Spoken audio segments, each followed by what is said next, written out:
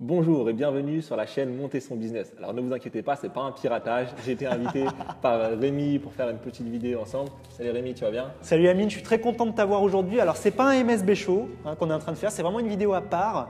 Vous savez, le MSB Show, c'est une émission vidéo que vous pouvez suivre chaque lundi, que je vous invite à suivre. Et donc je vous invite à vous abonner à la chaîne si vous voulez suivre cette émission vidéo pour les entrepreneurs.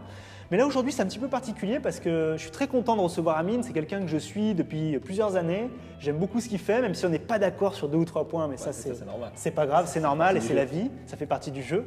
Mais en tout cas sur les valeurs, sur beaucoup de choses, on est tout à fait en accord et je pense que c'est le plus important. Et aujourd'hui je voulais l'accueillir parce que je trouve qu'il a une expérience qui est super intéressante à partager avec vous et avec nous au sujet du déclic de l'entrepreneuriat. Ce que j'appelle le déclic de l'entrepreneuriat, c'est ce moment où vous êtes peut-être salarié ou vous êtes peut-être chômeur. Jusqu'à présent, vous vous étiez peut-être posé la question d'un jour, je serai entrepreneur. Et puis un jour, il y a le déclic. Il y a vraiment le truc qui fait que vous vous dites, ça y est, je vais y aller, je vais me lancer. Est-ce que tu peux nous partager un peu ça? Parce que ça t'est arrivé, j'aimerais bien que tu partages avec nous cette expérience. Ok, parfait. C'est une très bonne question parce qu'en réalité, quand tu demandes à des personnes qui soient salariées ou pas, tu leur demandes est-ce que tu aimerais bien monter ta boîte, il y en a plein qui te disent ouais, moi j'aimerais bien, un jour je serai à mon compte. Mais ils le font jamais. Je ne serai pas salarié toute ma vie. Et au final, ils le font jamais.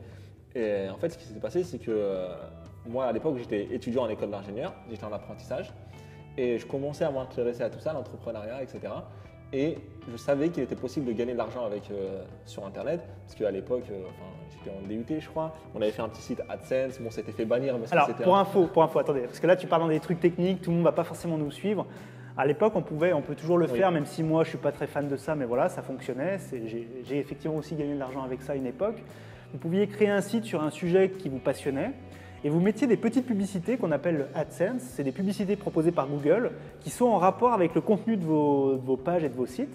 Et du coup, quand les gens cliquent sur ces publicités, vous gagnez quelques centimes ou quelques euros dans le meilleur des cas si c'est un sujet très concurrentiel. Ah non, mais nous, c'était même pas un site de contenu, c'était vraiment… on partageait des liens sur des forums, ils allaient sur des pages, ils cliquaient, mais c'était vraiment le début de se dire tiens, j'ai 18 ans, comment on fait pour gagner? J'avais gagné 50, 60 euros avant de me faire bannir. Et du coup, moi, je savais que c'était possible de gagner. Bon, j'avais pas utilisé du tout la bonne stratégie. Et puis, pendant que j'étais en école d'ingénieur, je cherchais quelque chose pour progresser. Je m'étais abonné à certaines pages, dont la tienne, Monter son business. Et ça, c'est vrai, c'est vraiment une histoire véridique, on en a parlé ce midi. J'ai commencé à m'intéresser à comment gagner de l'argent sur Internet. Et un jour, tu partages une vidéo et je tombe sur un gars qui raconte que lui, il a réussi à monter un business sur Internet, qu'il avait appris pas mal de choses et que ça l'avait aidé à lancer son entreprise en fait, finalement. Surtout, voilà, il a expliqué qu'il a appris sur le tas, que c'était pas très compliqué à faire, que le plus dur finalement c'était juste de prendre la décision de se lancer. Exact, le déclic est très important, on va y revenir du coup justement. Et du coup, ça a été ton déclic, cette période-là? En fait, non, le déclic, vraiment, c'est que j'ai commencé à m'y intéresser, donc à avoir des premiers résultats. Et en parallèle, comme je vous l'ai dit, j'étais en école d'ingénieur et j'étais en apprentissage. Et la chance de cet apprentissage, c'est que j'étais à la fois à l'école et à la fois en entreprise. Exact. Et en fait, d'un côté, sur Internet, quand je commençais à m'intéresser à la réussite, j'entendais parler de Tim Ferriss, la semaine de 4 heures, de ne pas échanger du temps contre de l'argent, de l'indépendance financière, etc. Et de l'autre côté, j'allais travailler et je voyais des personnes qui étaient négatives, qui étaient déprimées. Et en plus, la boîte, elle avait un management catastrophique. Exact. Et du coup, ça me dégoûtait. Et en fait, chaque jour où j'allais travailler, ça me motivait, ça me renforçait dans le fait que je ne voulais pas faire ça. En fait, ouais. La chose qui est intéressante, on n'est pas du tout en train de faire le procès du salariat, il faut quand même bien comprendre. Hein. Moi, je déteste ça parce que je sais qu'il y a des gens qui vont vous raconter que le salariat, c'est une horreur, qu'on n'est pas du tout en train de faire le procès du salariat. Il y a des gens qui s'épanouissent dans ce domaine-là et c'est très bien pour eux. Et on peut être très heureux en tant que salarié. Je l'ai été pendant très longtemps. Moi, j'ai travaillé chez eBay à Londres pendant 1 an. Ça a été une expérience extraordinaire. Je ne regrette absolument pas de l'avoir fait. Par contre, ce qu'on dit, c'est qu'effectivement, il y a des personnes, je pense qu'on en fait partie, peut-être que vous, si vous regardez le MSB Show, vous en faites partie, il y a des personnes qui ne sont peut-être pas faites pour le salariat, qui sont faites pour autre chose, tout simplement, qui s'appelle donc l'entrepreneuriat, se lancer comme indépendant ou faire même carrément autre chose, j'en sais rien. Pour peut-être faire un tour du monde, voilà, il y a des gens qui sont faits pour être voyageurs. Non mais c'est vrai, c'est tout à fait vrai. Et on peut tout à fait créer de la valeur avec ça. Il y a des gens qui arrivent par exemple à partager des super conseils sur le voyage et à vivre de ça, pourquoi pas. Mais voilà, ce qu'on essaie de dire, c'est que si vous sentez que vous êtes entrepreneur, en fait, il suffit de pas grand-chose pour y aller. C'est-à-dire qu'il y a beaucoup de gens, j'avais fait une vidéo, donc le MSB Show numéro 50, où j'avais parlé du doute et de la peur. Et c'est vrai que beaucoup d'entrepreneurs que je rencontre me disent, pardon, ah, j'ai peur, c'est trop compliqué, comment on va faire? Alors comment toi tu as fait pour surmonter, parce que tu as dû avoir cette peur aussi automatiquement, il faut être sérieux, je veux dire, c'est pas naturel de devenir entrepreneur dans notre pays, même dans le monde. Comment tu as fait pour surpasser cette peur et ce doute? Moi, il y a deux choses, enfin trois choses même. La première chose, c'est que je sentais que j'étais pas à ma place en tant que salarié et qu'il fallait que je fasse autre chose et que je voulais vraiment pouvoir avoir le contrôle sur mon temps et sur ce que je fais, même géographiquement. Donc ça, c'est la première chose, c'est que j'avais un pourquoi, et ça, c'est important d'avoir une motivation et de se dire… Pourquoi vous faites ça? Pourquoi vous lancez votre boîte? Qu'est-ce qui est derrière tout ça en fait? Et moi, je me suis monté, pour me motiver, je me suis monté une image du salariat qui me faisait peur et je me suis dit, il ne faut pas que j'y aille. Donc, il faut que je trouve une solution. Tu as travaillé sur ton cerveau, tu as essayé de mentir un peu à ton cerveau. Exactement. Et maintenant, franchement, je suis devenu allergique. Mais deuxième chose, c'est que je me suis entouré des bonnes personnes. Ce qui s'est passé, c'est qu'à l'époque, à la fin de mon école d'ingénieur, on avait la possibilité de partir à l'étranger, faire un stage. Et à l'époque, moi, j'ai choisi de le faire à l'étranger avec une société qui travaillait justement dans ce domaine-là, l'entrepreneuriat et qui créait des sites internet. Et du coup, je suis parti en Thaïlande avec des personnes qui faisaient exactement ce que moi j'avais envie de faire, c'est-à-dire travailler sur internet et qu'il y avait des sites internet. Donc pendant 3 mois, j'habitais avec ces personnes, je les voyais tous les jours, je travaillais avec elles. Et du coup, j'ai énormément appris. Et la deuxième chose, c'est vraiment de s'entourer des bonnes personnes et d'aller chercher l'information là où elle est. La troisième chose, c'est que je me suis donné du temps. Oui, ça se fait pas en un jour. Je me suis donné du temps. Moi, à la fin de mon apprentissage, vu que j'étais en apprentissage et qu'on est en France, j'avais le droit au chômage. Et je me suis lancé un C'est unique au monde, ça, il faut le savoir. On critique souvent les taxes, l'État, le fait que la France n'est pas fait pour l'entrepreneuriat. Et pourtant, il y a des choses incroyables et uniques au monde qui se passent ici.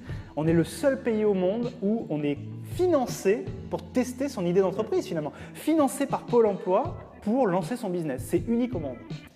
Et du coup, vu que j'étais en auto-entrepreneur, j'avais 15 mois, parce que tu as le droit de cumuler 15 mois avec ton activité, pour avoir des résultats. Et donc, pour réussir ton début d'entreprise. Voilà, exactement.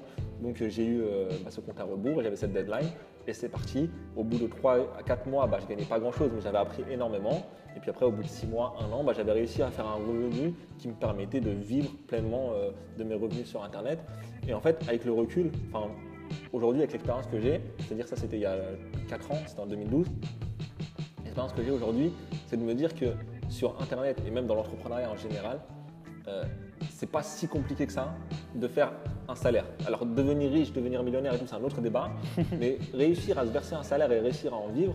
Alors on n'est pas en train de dire que c'est facile, attention, non. Mais c'est tout à fait atteignable. C'est faisable et moi je sais que si aujourd'hui tout ce que j'ai je le perdais et je devrais redémarrer, il me faudrait peut-être 2-3 mois pour relancer un truc. Oui, parce que tu as appris tellement de choses qui font que tu ferais les bonnes choses, tu as le bon état d'esprit pour pouvoir relancer quelque chose. Ça c'est intéressant, c'est souvent le cas. En fait, ce que j'aime bien dire, c'est qu'une année d'entrepreneuriat, c'est l'équivalent en apprentissage souvent de 10 ans de salariat. C'est sûr.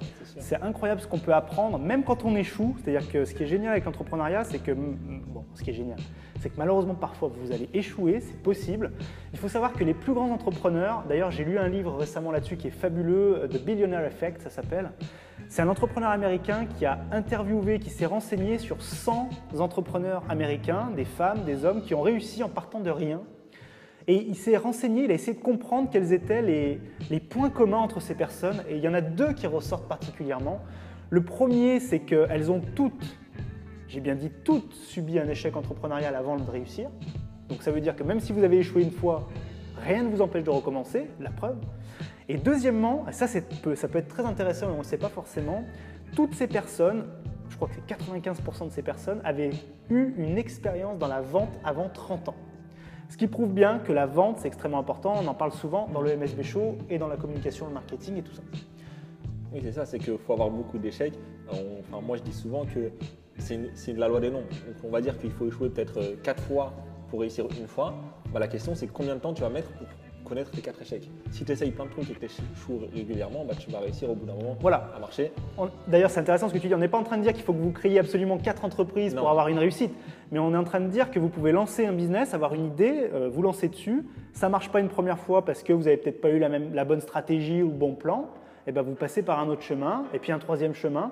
Et logiquement, au bout d'un moment, si vous obstinez, si vous persévérez, vous allez peut-être probablement réussir. C'est sûr. Et pour reprendre mon parcours à moi, quand j'ai démarré justement et que je suivais tes conseils au début sur comment se lancer sur Internet, parce que tu avais donné des conseils sur ça, sur l'entrepreneuriat sur Internet, Oui, maintenant je suis un peu plus généraliste, voilà. mais oui. Mais c'est vrai qu'à une époque, tu me donnais des conseils, Ouais. voilà, et même on s'est rencontrés sur un forum, on discutait, et puis tu me donnais des conseils sur ça parce que tu étais une des premières personnes qui travaille dans ce domaine que je connaissais.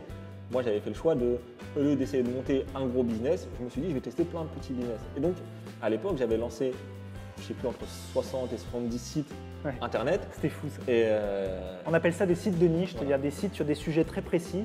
Et on essaye de créer du contenu sur ces différents sites et du coup, d'après, de vendre soit des produits en affiliation, donc c'est-à-dire des produits d'autres personnes dans ce sujet, soit effectivement de la publicité traditionnelle via AdSense ou autre. exactement. Et en réalité, si on regarde un peu avec un regard extérieur, chacun de ces sites, ça peut être considéré comme un business différent. Exactement. Et au final, sur les 70, j'en ai peut-être 30 qui n'ont jamais rapporté 10 euros. Et Ouais, mais les autres, Voilà. Et après, il y en a quelques-uns qui rapportaient 50, 100 euros par mois. Il y en a qui ont rapporté 100, 200, 500. Mais ouais, voire du coup, mis tout beaucoup bout à plus. bout, ça Voilà. fait un truc super. Et donc, il y en a quelques-uns, vraiment sur le poignet d'une main, qui se comptent, qui rapportent plus que 500 euros par mois. Et les autres, bah, ça n'a pas été des C'était des échecs, tests. ça a été des tests, des expériences. Et tu as appris des choses. Tu as Et dans clairement le- appris des choses et- qui t'ont servi pour les autres, ceux qui fonctionnent. Exactement. Et dans l'entrepreneuriat, bah, c'est ça. Il faut faire des tests. Parfois, ça marche, parfois, on apprend, parfois, on réussit. Mais en tout cas, ce qu'il faut savoir, c'est que comme dit Nelson Mandela, on n'échoue jamais. Parfois, je gagne, parfois, j'apprends. Exactement, c'est tout à fait le cas. Ce qu'il faut bien comprendre encore une fois, c'est que la plupart des grands entrepreneurs de ce monde, qu'ils soient français ou étrangers, ont tous subi des échecs parfois très difficiles, mais ont su rebondir et vous pouvez donc le faire. D'ailleurs, il y avait juste un dernier point et après on conclura cette vidéo.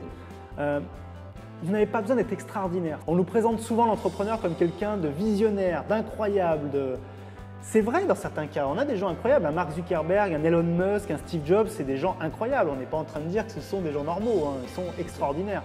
Mais par contre, vous pouvez tout à fait créer un business tout à fait rentable, efficace, sympa, et être une personne normale. C'est-à-dire qu'il y a des personnes normales qui arrivent à faire des choses extraordinaires. Et c'est ça que j'aimerais que vous fassiez le plus vite possible. On va conclure du coup. Quel est le dernier conseil que tu pourrais donner à ceux qui nous regardent aujourd'hui sur l'entrepreneuriat? C'est d'essayer. Parce qu'en réalité, quand vous essayez, vous avez une chance, on va dire une chance sur deux de réussir ou d'échouer. Si vous n'essayez pas, vous avez 100% de chance d'échouer. Et donc, tentez votre chance et 100% des gagnants ont tenté leur chance. Ça, c'est pas beau parce que c'est vrai pour l'entrepreneuriat, mais c'est un peu moins beau, un peu moins vrai pour la Française des Jeux. En réalité, il y a qu'elle qui gagne à chaque fois. Moi, je ne parlais pas de la Française des Jeux, je parlais de l'entrepreneuriat. Donc voilà, essayez, tentez. Et de toute façon, tous ceux qui ont réussi, c'est qu'ils ont essayé un moment et parfois ils ont échoué, parfois ils ont réussi. Exactement. En tout cas, vous aurez toujours quelque chose à gagner de tout ça. Si on souhaite te retrouver ailleurs qu'ici, parce que tu ne vas pas être sur toutes les vidéos du MSB Show, où est-ce qu'on va? Alors j'ai un site justement qui donne des conseils pour vivre une vie à fond, donc c'est très vaste, ça va de la gestion des relations, gestion de motivation. Plus etc. de la motivation, Voilà. du leadership, Motivation, etc. leadership, développement personnel au sens large, c'est otaquet.com. Alors otaquet, pas comme l'expression au taquet, mais otaket.com. On mettra tout ça de toute façon en commentaire. Voilà, je fais des vidéos, je suis avec un ami à moi qui est très bon dans les vidéos et on vous donne des conseils plusieurs fois par semaine pour justement passer au niveau supérieur, que ce soit dans la motivation, etc. Mais ça, vous pouvez retrouver ça juste sur le lien qui est en dessous de la vidéo. Voilà, en description. Merci encore à vous d'être toujours plus nombreux à me suivre sur ma chaîne YouTube et sur le MSB Show. Et maintenant, ce que j'aimerais demander à Amine, c'est la phrase mythique du MSB Show maintenant. Est-ce que tu t'en rappelles? C'est qu'il n'y a pas eu de meilleur moment pour entreprendre que maintenant. Ciao. À très vite.